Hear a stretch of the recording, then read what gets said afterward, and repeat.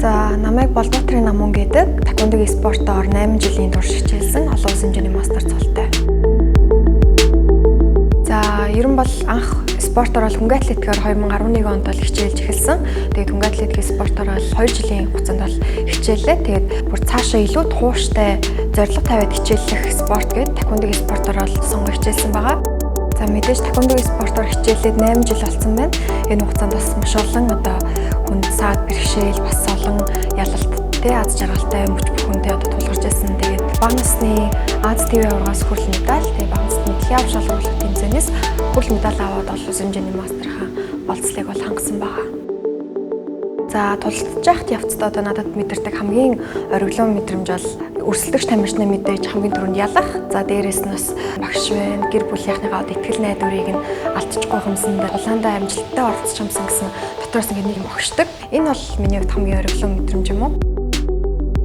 Спортоор хичээлж байгаа эмэгтэй хүн ялангуяа дулааны спортоор хичээлж байгаа эмэгтэй хүн бол заавал одоо өөрийгөө ингээл гар мунд нь хаяад бэлтгэл сургалтаа хийх нь бол мэдээж хувь хүний сонголт. Гэхдээ миний хувьд бол тэр бүхнийгээ хамттан ингээд хослуулаад авч явъя гэсэн одоо багаасаа ээжтэйгээ яриад зөвлөлдсөн. Яг бол манай ээж за чи хичнээн таквондогийн спортоор хичээлээд би чин эвдрэн жоохон иршүүд болно. Гэхдээ чи бас өөрийнхөө эмэгтэй хүн гэдэг бас тэр зүйлийг хайж болохгүй, гоё хувцлах хэрэгтэй.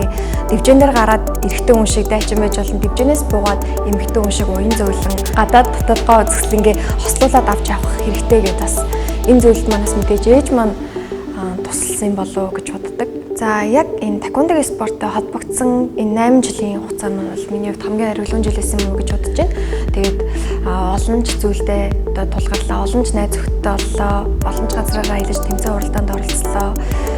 Тийм болохоор бас энэ 8 жилийн хугацаа бас цаашаа үргэлжлэх олон жил маань бол бас миний хувьд их ориглон жилүүд байх болно гэж бодож байгаа. Миний хэлэх зүйл гэх юм бол одоо дуртай зүйлээ тууштай хийгээрэй. Ер нь дуртай зүйлээ тууштай хийсэн хүнд бол амжилт заавал ирдэг.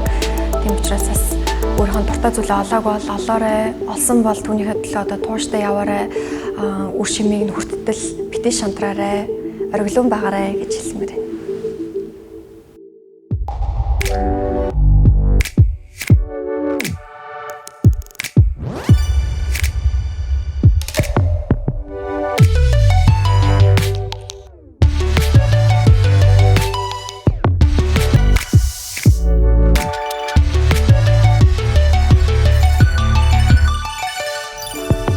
Poo Company.